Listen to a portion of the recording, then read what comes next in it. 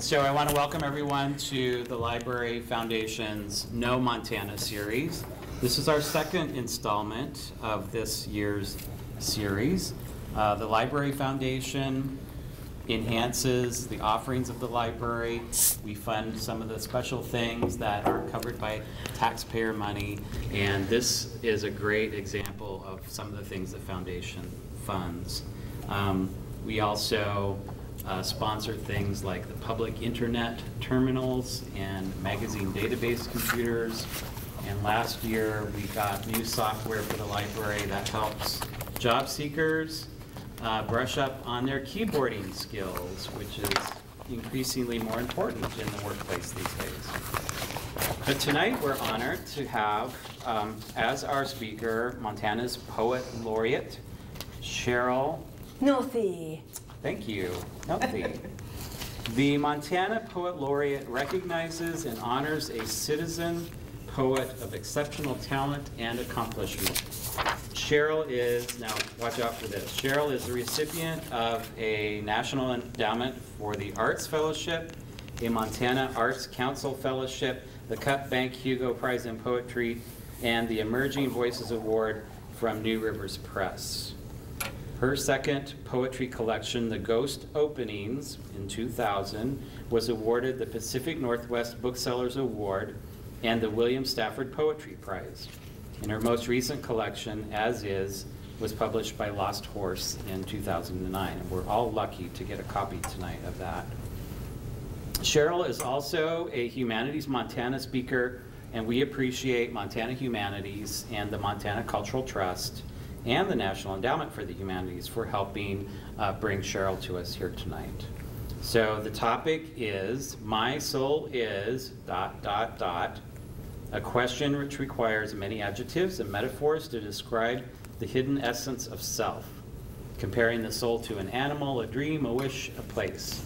It's rare for adults to be asked such a question, but it's also essential.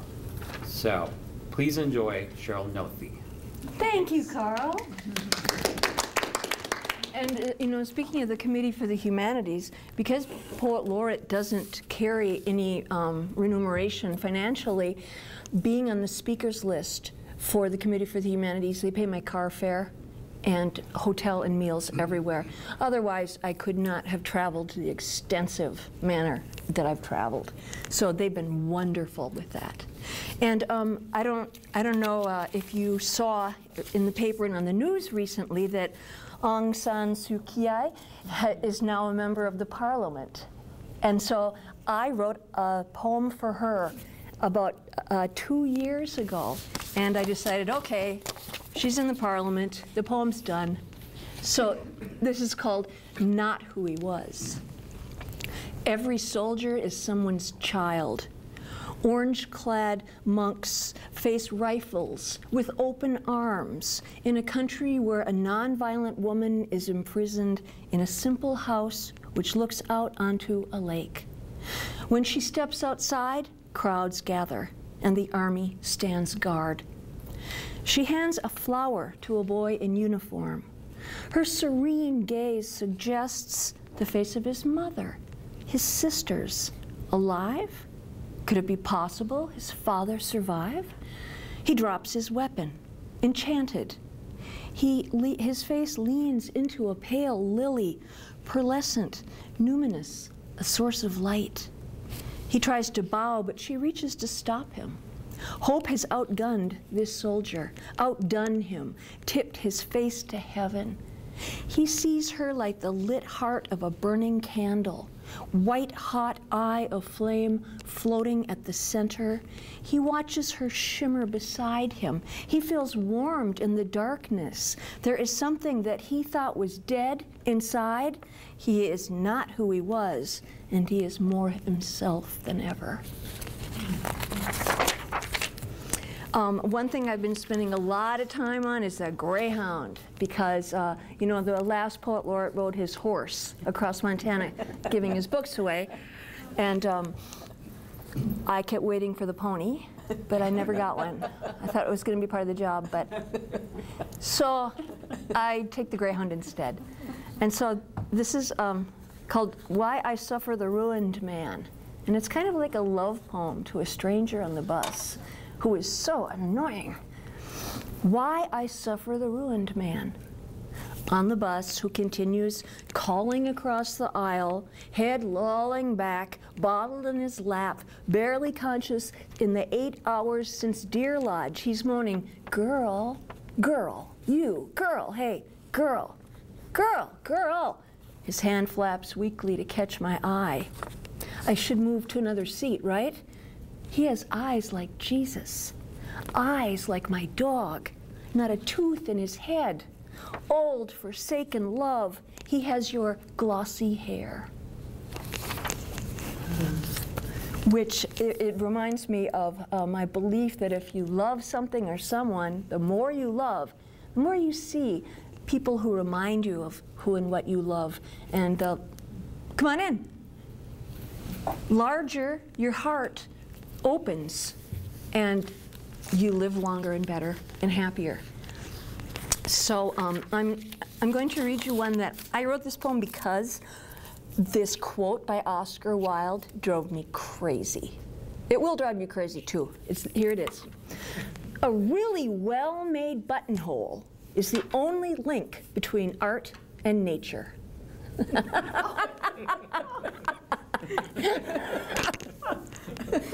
It's ridiculous, but I love it.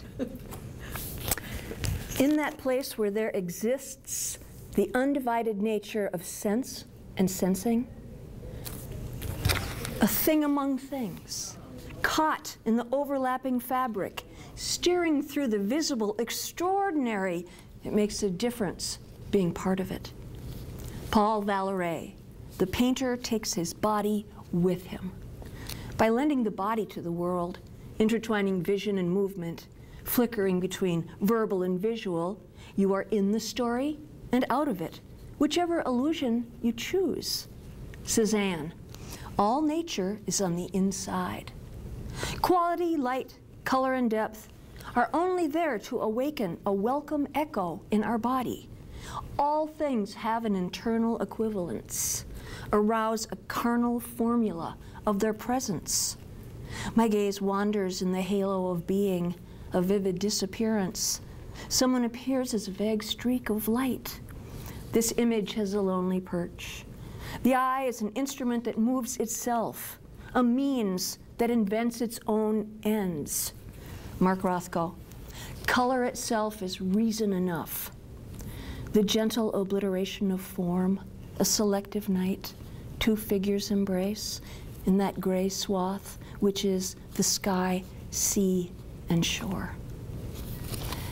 Mark Rothko is one of my favorite painters, and he used to say that color itself is enough. You don't need any kind of definition between horizon, shore, sky, and sea.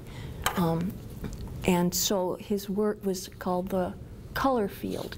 And he would have a strip of blue, a strip of yellow, a strip of red, a strip of black, and each of them would come to you at the same plane. He could make his colors radiate at the exact same level so that black never overtook yellow and yellow never overtook red. They were all, and so it was brilliant. But then he said that he figured that humans infected art. No, literature infected art. There should be nothing but the color. So, you know, I like to argue with people over the centuries, especially if they're dead.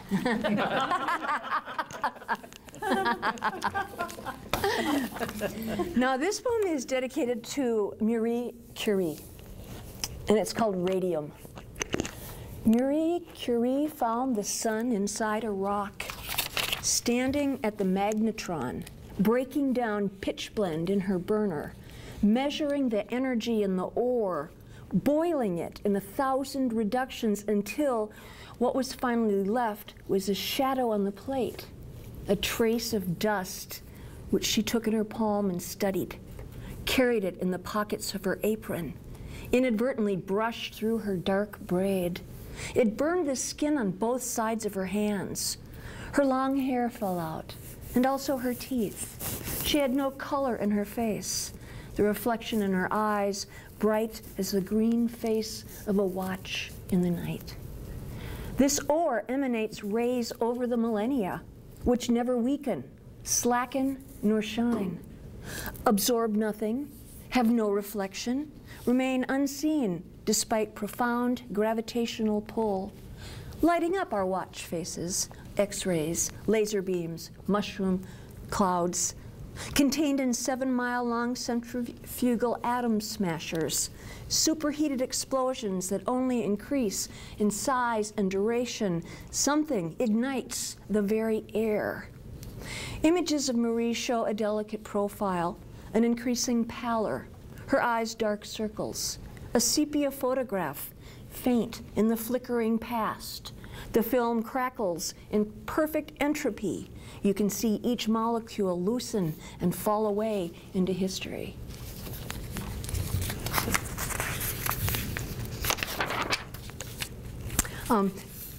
This one is just called Black Beauty, and I live right behind Mount Jumbo. And sometimes I see things, and sometimes I imagine I see things. So, Black Beauty, icy January night, sky so brittle it cracks the air. And there, in silhouette on the ridge, one black horse on the mountain's edge, still, seems to be looking back at me, my window of yellow light casting a half circle on the snow. Frozen, our eyes, the horse and I, even time gives at absolute zero. Not just a shadow or a wish. Like that, our sleek ponies are gone. Hooves slicing the world to rent the sky, bringing us closer to the god of horses, who happens to be ours, who happens to turn his back on occasion. Lined up in unspoken order, wild horses on the mountain, in the hottest days of summer, when the earth is brown, drop to their knees and roll in a dust bowl, rise, resume their places in the circle until each has washed with earth, and then they're off. So I'm sure there's all kinds of horses on Mount Jumbo, because I see them at night, I dream about them. They stare at me from the mountain into my bedroom window. This poem is called Resolution. Stop wanting, stop waiting. No more shame, no blame. Sweep the house without remorse. Sing with the radio, forget the words. Defy grief. Take a twirl on the carpet. Pour water into a bowl without foreboding. Set it down, make a sound. To forgive is to remember God. If not, we keep an identity around pain. What suffers remains, and what is reborn. Maybe it looks like a hungry kid, a martyr, someone in a hood, a daughter run away again, another drunk abandoned brother. What suffers is reborn. Older than civilization, fear of snakes, fear of falling, fire. God is in the machine, reaching and reaching. Try not to stare at his hands. Helpless, sleeping body, one dimension or another, dreaming out of the proscribed lines. Animal mind. It thinks that I can breathe underwater and that I can fly. I love to write about dreams because when you're dreaming, your unconscious, which is taking over, which is like the animal of you, doesn't know your name or your address, and frequently doesn't even know your gender. I mean, if you think about your dreams, do you ever sign your name? Do you ever look in a mirror? Do you ever look at your clothing? Do you ever, I mean, in my dreams, I'm just always someone in the dream, but I don't remember who I am. So it's an interesting thing to try, is to, make contact with that, because it makes for great poetry. And also, not only does the unconscious not know your name, where you live, your gender, that sort of thing, but it thinks that you can breathe underwater with the animals and that you can fly. Do you fly in your dreams ever? Sometimes. Do you? When you fly, do you have to really work? Do you have to run and jump and leap, or do you just fly? Pretty straightforward. Nice. Yeah, you do that too? See, I run through gravel and fall down, and then I get up, and there's always guys chasing me in bowler hats, and then I leap and fall, and then when I get up flying and I go like that, they can almost reach my feet, so I have to keep my knees up around my chest, and it's just exhausting. You wake up the next day and you're just like beat. Yeah, you need a better flight instructor. Yeah, I do. But the Cheryl, what is that last poem called? I remember that. resolution. Oh. Yeah.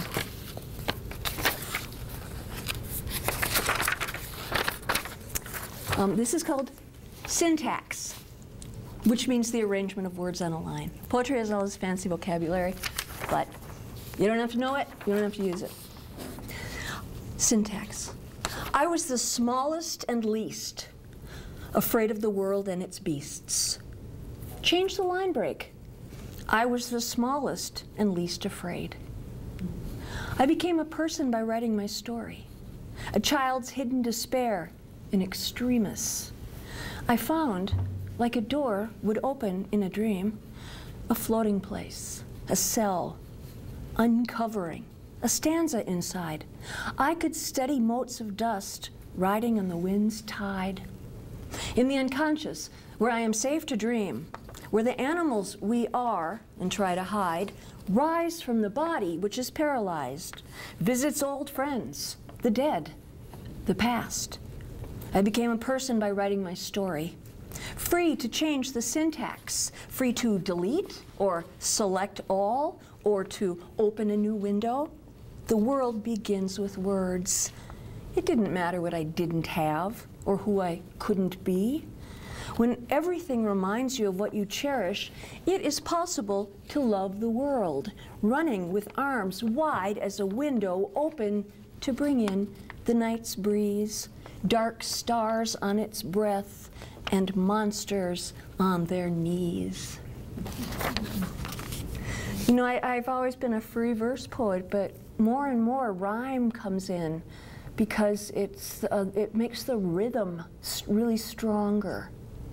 So I'm fighting myself, but I'm rhyming.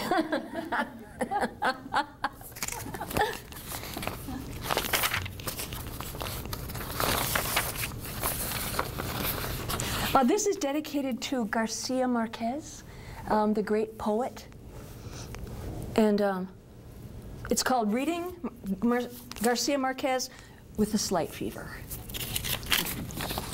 Voluptuous exchange of bright fruit, palm trees, giant orchids, sidelong glances, shadows and dreams. Green, he said.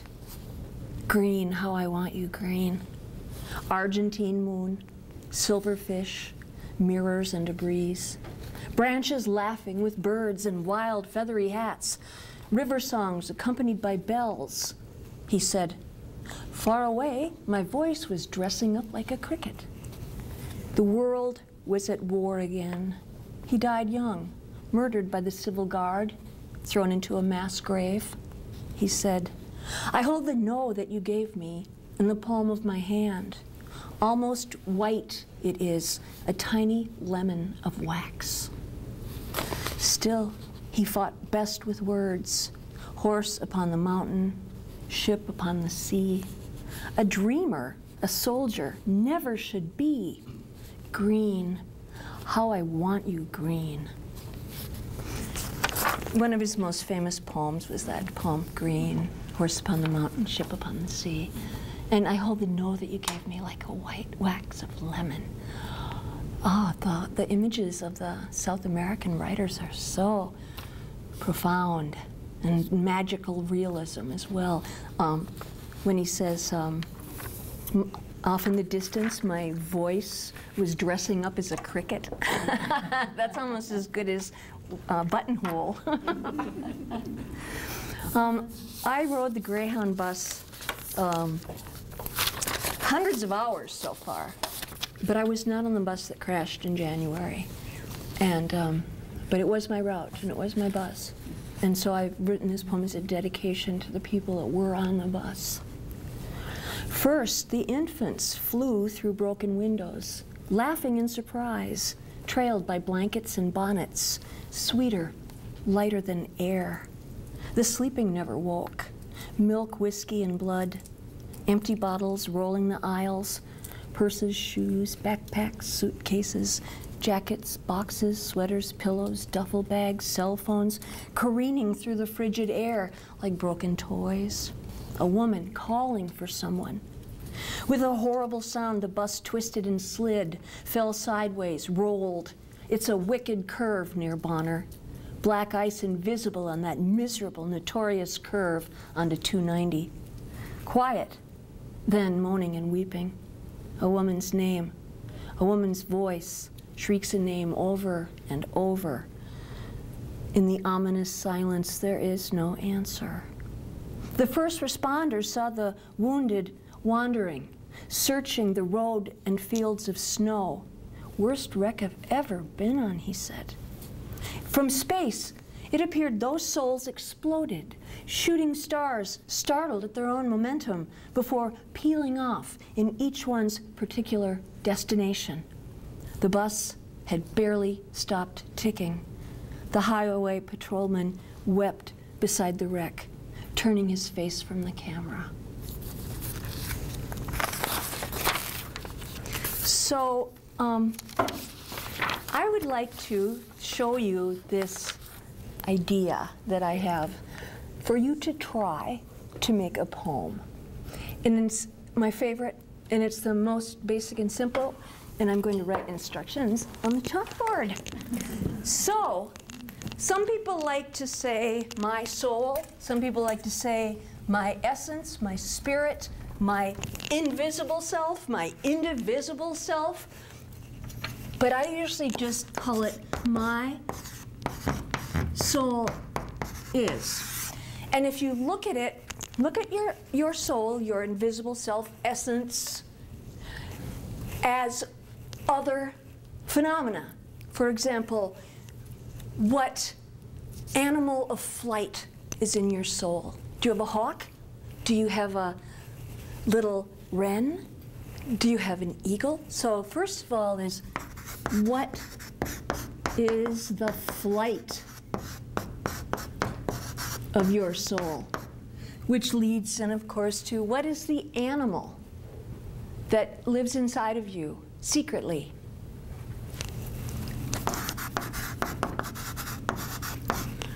What is the fuel for your soul? What does your soul require to go on? What is the color of your soul? Or maybe your soul is a lilac, so that would be flower. Then, what are the dreams of your soul? What gem? And anything else you want to bring into it. And one of my favorites for this one is my soul is a cowboy, all dirty with his muscles. I only wish I had his horse. And children, hi, come in. Children always respond really well to things of the imagination because their imaginations are huge. But those of us who have to make a living and pay for the car and the car mechanic and taxes and hospital bills, and our imaginations get squished, and it starts in school. And if you keep your imagination powerful, you live longer and happier. And there was an article in the Week, which is a news magazine, a weekly news magazine, and they said that people whose imaginations are still in use live longer and have more integrated lives. And so we all have it in us. We all have so much in our DNA. We're all poets.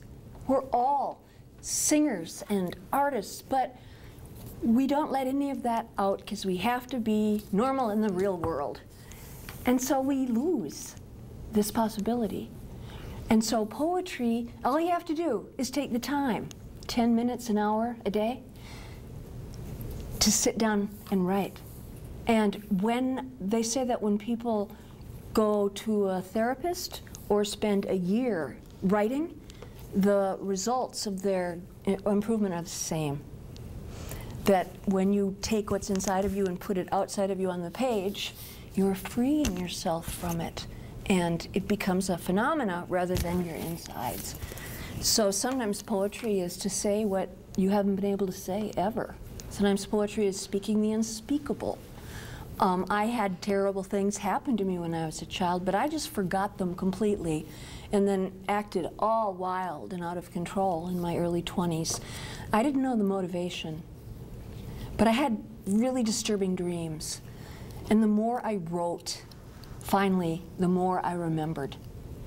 And the more I was relieved of thinking that I was tainted, that I was bad, but that actually I was just a child and it wasn't my fault. It took me 50 years to figure that out. And if I hadn't had writing, I don't know if I would have gotten through it. And so it is essential that you make your creativity a part of your life. So you're not going to get graded. I will collect the poems and read them anonymously, because when you hear your poems read by a professional poet, you hear the beauty that you don't hear in your own self. What a great sentence that was. The beauty you don't see in your own self. But so there's paper and pencils here in the box, and I would like you to just try. My soul is, and maybe you're a gardener, so maybe your soul smells like wet black earth. Maybe your soul has a horse that it can ride. Maybe your soul in your dreams can go back in time and forward in time. And generally, you know what you are by the things that you like, because we don't recognize something if we don't have it. That's how Captain Cook tricked the Hawaiians. They did not see the major masts of the boats coming. All they saw was a blank horizon and then a bunch of rowboats drop down out of nowhere and then come rowing in. They had never seen a ship. They could not conceive of it. And that's true for all of us in many ways. And so it's always good to keep a hold of those things that resonate inside of us. What kind of music do you like? Are you bells? Are you a rainy day? Oh, there's more. Think about, maybe you're a climate, and maybe you're an event of nature, like a waterfall.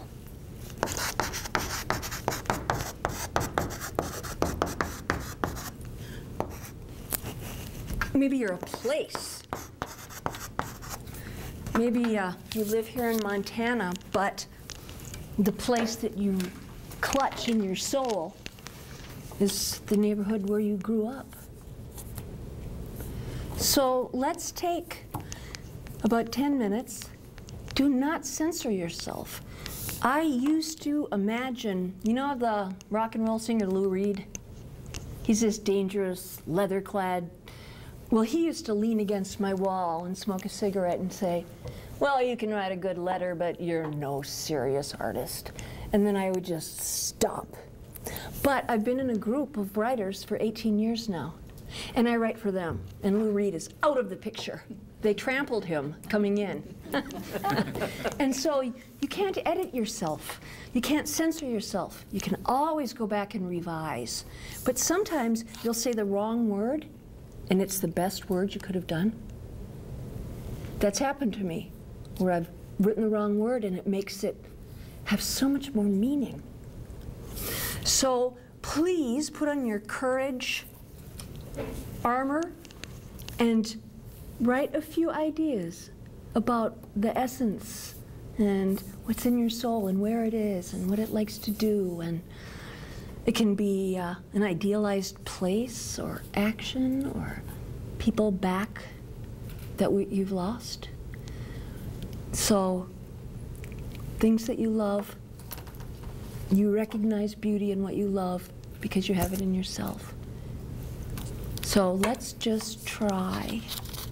Give me, it's called a suspension of disbelief.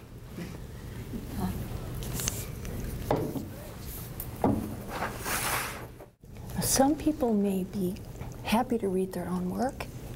Other people, if your handwriting is as legible as possible. But I can translate third grade kids' writing, so. Are you going to read yours, Carl? I'll submit it to the anonymous pile. Great. You're like all the fourth grade boys. This will be the anonymous pile, thank you. That's right. Oh, look at all this. Couldn't be more wonderful. And if you're not done, you just keep on writing, Barbara. Just keep on writing. I'm just copying. Oh. Make it legible. Okay. My soul is a soft brown animal, warm in the sun on the daffodil hillside, hedgehog rolling in emerald grasses. Violins sweep the octaves, wildly fill the air with wind. Diamond tips on buds of spring tremble, chimes that call and fill up my wants with everything. Lovely. Lovely. My soul is wandering where I am. Many miles traveled, but the counters remain unknown. Was I not looking?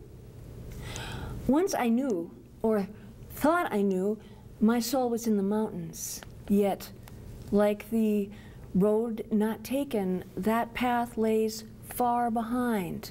So my soul vacillates, yet must look ahead. What a great verb, vacillates, wonderful. And if I read something wrong, interrupt and correct me, please. Well, thank you. Under the table. Yeah, kick me under the table. I think that word might have been countries. But the countries remain unknown. Oh, many miles I've traveled, but the countries remain unknown. Was I not looking? I love that. I love that the poet addressed a question to the reader, because that way the reader is brought right into the poem. Was I not looking? You know, it's a wonderful way to use the voice. My soul is a colorful filming of both land, a colorful FL of, okay, a colorful flaming of both land in a humorous either or landscape, half kitten, half puppy, male and female, gay and straight, amidst fighting roosters, strutting their ignorance, spewing their limitations. A lush rainforest, a book being written or read in the midst of back-to-back unending sporting spectatoriums, mistaking itself for meaning and purpose. My soul is the rumor of a life lived on my terms, remembered fondly tomorrow. Wow, I hope I did it justice. My soul is clouded, gray as a mouse, an old mouse with a crooked stick up the trail to nest. Nestled warm with none but a warm Zen bear and jazz of piano. The soul is lonely, even with company, untethered until the jazz begins again. Terrific. And you know, the form that you all used, I mean, each of you chose a form that shows me how to read it. And that's one of the most important things about writing poetry, is that you let the reader on with your line breaks. Hi, Annie Gard. Hi. I know I'm so late, but I We just finished writing, and so I'm reading everyone's poems aloud. People may not come expecting to write, but they're going to be writing.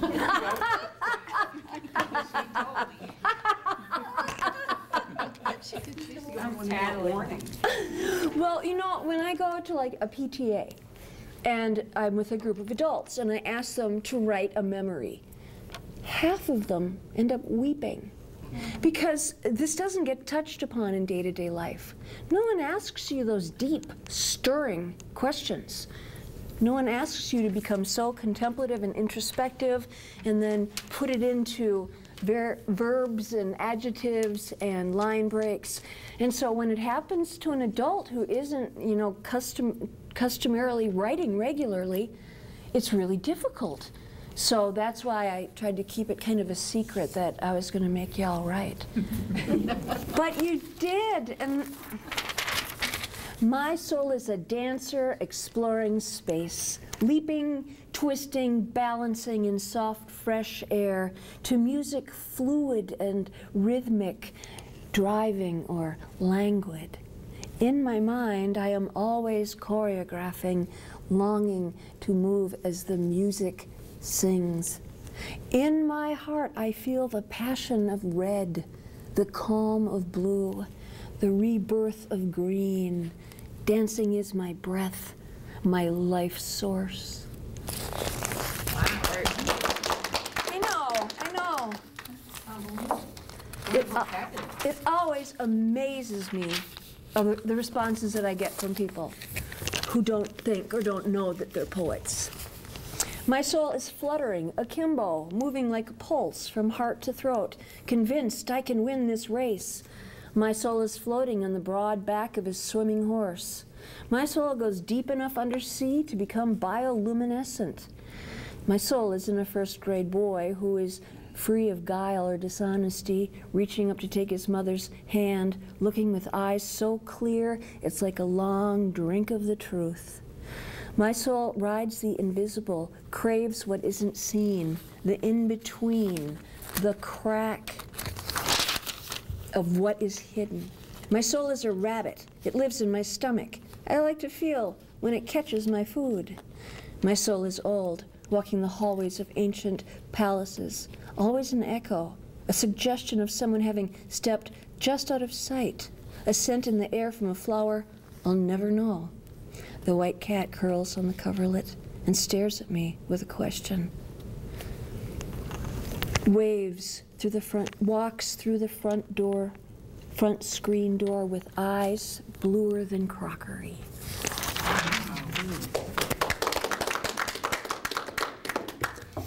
My soul hides in the lush green foliage. The golden cock strikes out, shredding the flesh of those who come too near. I carry the tiger to the mountain, centered in Tai Chi serenity. Wow!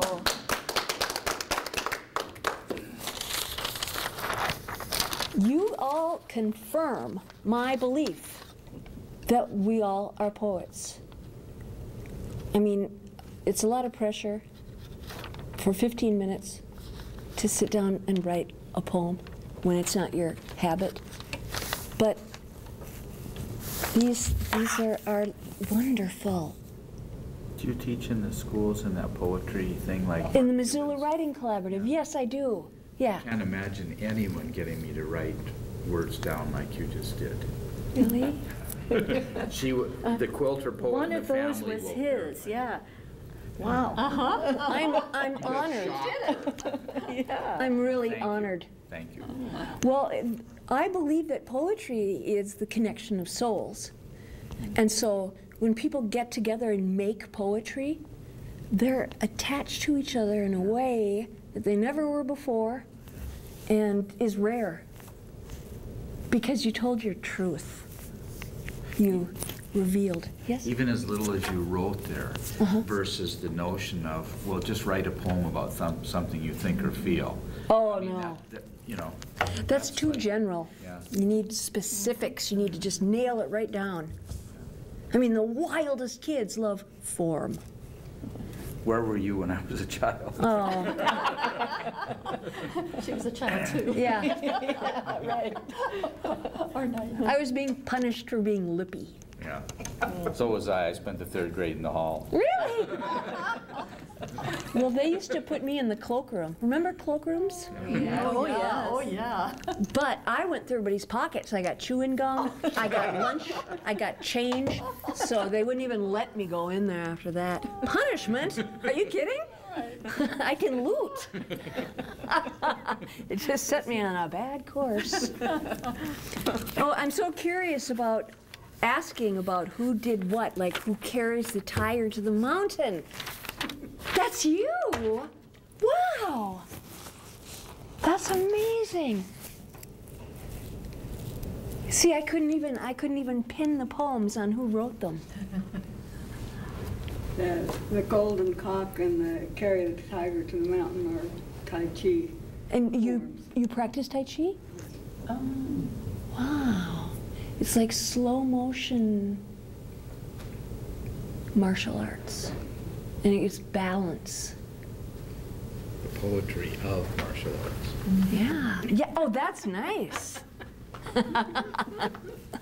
You really do. You get grabbed by poetry. And like when I teach haiku, which is a 5-7-5, all day long I accidentally speak in haiku because the mind loves order. It loves a system. And I think it was some composer once said, if you can make the boundaries, then within them there can be complete chaos. And so that's why a form gives you security. And once inside that form, you can just go nuts or go deep. And I love, my soul is clouded, gray as a mouse, an old mouse with a crooked stick up the trail. Hey, I didn't write this one. My soul is a tiny mountaintop village high above the Mediterranean. You will never drive to get there, but only hike up and up, heart pumping, fat melting, youth returning, 365 stone steps, 1,000 years old, and at the top, a taverna, a table, a Negroni, an almond cake, a view for two, my soul and you. Somebody's gotta fess up. That's so beautiful. Wow, I'm so sorry I missed it, but it almost worked out better that way because it was such a surprise to find such a lovely piece. So I think I did read everyone's? Okay. See how good I am with anonymous? And I have to tell the kids, okay, I won't look at you, I won't say your name, I won't look in your direction, and then they go, okay, it's enough. Shuffle it. So I have to shuffle all the papers, and then I get done reading it, and the kid who read it, who is so demented on anonymity, goes like this.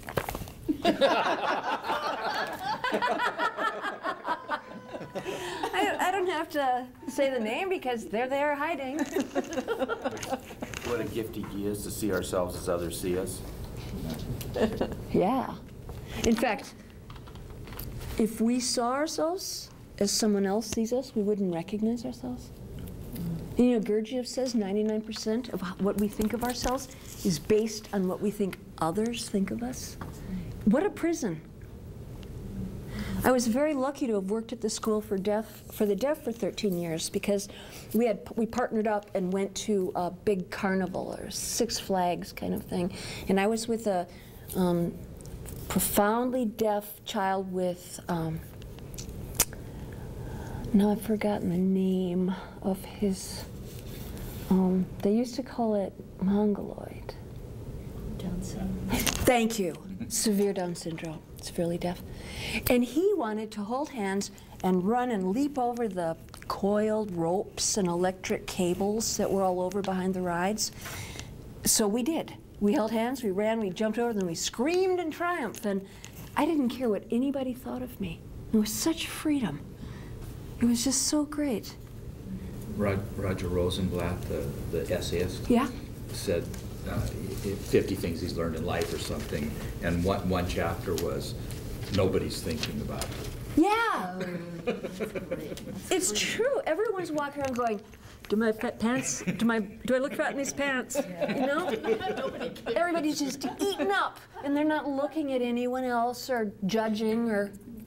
The only person is the one majoring in sociology, sitting at the mall watching you all go by. They are looking at you because they find all of you fascinating. Well, we are all very fascinating. And poetry is just the perfect expression of all that fascinating, unique, tucked away beauty and power. Because if you can access your poetry self, you can roll with the punches. You know, I feel like poetry was a lifeline for me. It did save me. When I was in 5th grade, I came from a family of alcoholism, battering, sexual molestation. I bit my nails until they bled. I went to bed until I was a teenager. I twitched, I made noises. But in 5th grade, one teacher said, "You're going to be an author and you're going to sell books." And my life changed. My life totally turned around and I became an author. And suddenly I had an identity, I had a future, and the things that I've done have broken the limits of anything my family ever expected. They still don't quite get what it is I do. Do you write prose or short story? I'd short love stories to. or anything? I Or grew is it up. almost all in It's all poetry? poetry. I grew up reading Dorothy Parker. It was the only book in the house. I found it, I read it 7 times. But I can't write a short story if somebody had a knife to my throat, because I have a short attention span. Yeah, really quick. I forget what my characters look like. And then I may start out, I mean, I've taken courses in New York at Columbia in prose, and I start out like this, and then it goes woo, woo, woo, and then it's poetry. It's like a tornado, just spirals down into poetry. And I think Anne Sexton said, poetry is turning used furniture back into trees.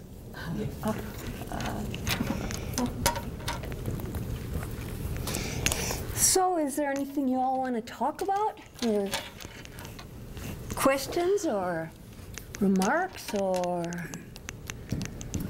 were you a little uncomfortable writing? I know, Barbara, you weren't, were you? You weren't uncomfortable writing, were you? Because you just took right to it. Well, it's just hard to get started. But I mean, sometimes people feel a little intimidated by expressing and exposing that much of themselves, but To me, it's the format. I mean, when I look at poetry, I try and figure out the prose lines of it, and then the spacing and the pauses and everything. So if I turn it around and you say to me, write a poem, I just think about how the words go together so that it looks like a poem. But I don't see the difference between the poem and the prose. It's more like the space is used differently, and the words and the sound, because poetry is often read. it's meant to be. Yeah, and so I guess I don't grasp the difference. I mean, I can see it, prose and poetry, and big long tomes and everything, but to me it's just taking prose and squeezing it down and getting the spacing and thinking about where the lines and the punctuation is in relation to it. But it's still words. It's not separate from prose. Yeah. It's just more sparse or something. Well, and I think that when my students go, what's the difference between poetry and prose? I say, the secret of poetry is the line break. Yeah. Because in prose you have a sentence and a period and a sentence and a period, but in poetry you have a line and it breaks at the right time, like if your heart needs to beat or you need to take a breath, and then there's a line break, and then there's line break. So a poem looks. Well, one of your poems where you put the word afraid and you paired it and then you separated it, I think.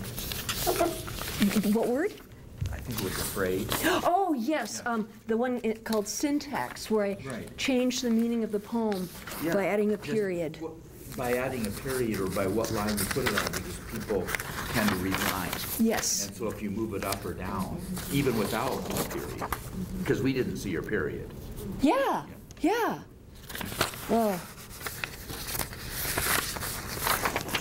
I was the smallest and least afraid of the world and its beasts.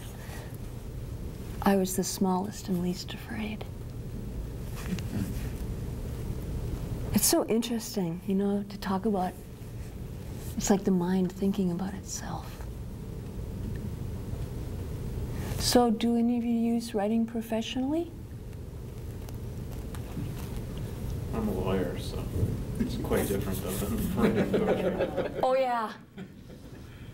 So, It's very very. near. But, you know, I mean, to write well, though, actually, just keep it simple. I mean, short sentences generally work better. Just get to the point, get rid of the verbiage. Yeah. Also, use the simplest and smallest word. Yeah, I mean, basically a layperson's style works best. I mean, there's certain legalese terms that are handy when you're, whatever, a clerk's going to read a judge's clerk, but you don't need to make it too complicated, really. Yeah. Unless you don't have a case. Then you start threading the needle. Kathleen, are you off? I have to be too sure. Oh! Do you want your poem? Yeah. Thank you. And when I get back from Minnesota, And I get back. we'll go for a walk. That sounds great. There you go. I knew that was you. I knew it. I knew it. You know me too well. Yeah, it's true. I know her too well. Thank you, Cheryl. Thank you. I'm wondering if Carl is going to recite or read. You gave me one. Did I? Oh. Oh. Let's see. 1, 2, 3, 4. You think I did it? I read it. Did it have something at the end like a view for two, my soul, and you? Maybe. Yeah. True to the spirit of anonymity. But that's what I guess. I don't know why. You read that, right? Yeah. I did. I did. Well, I want to thank you for coming. And you know, we will always be connected. I mean, you look familiar to me. All three of you look very familiar to me. We come to poetry reading. You must be and lady stuff, part and of we've the, heard you oh, read okay, yeah, that's why. We lived across from Carolyn and Fred. Oh, Mark and Pam for many years. oh, those are some of Till a my few years ago. closest friends. I'm so glad you came. Do you want your poems back? Yeah. And Ed was my 11th grade teacher in 1963-64 at Helena High. Ed Leahy? Oh my God, he must have been a wild man. He hadn't started trembling yet from the manganese. Yeah, he had a hard life. Good man. Oh, he lived it every second. Yeah. And used up the lives of others too. Yeah. Yeah, he was difficult. He was. Yeah. He was a great lion. Mark has been so loyal. And Mark's- yes. Your poetry isn't like his or Mark's, but it's accessible like theirs are. I mean, to someone that doesn't see themselves as a big poetry person or anything else, when I hear you read or when I read something, it's like, well, yeah, as opposed to poetry as separate. And what in the hell are they talking about? Who cares? Yeah. Yeah. So I appreciate that much also, as well as the content. Well, I'm trying to remember which poet said, if it ain't a poem, it ain't a pleasure. But somebody said that. That's a good line. Thank you. It was lovely to meet you. And when I see you in the streets, say hi, because we're connected now. We've created together. And if you look on the back, there's a blurb by Martin Sheen. Oh. Coming at you. Yes, I am. I'm just a beast that way.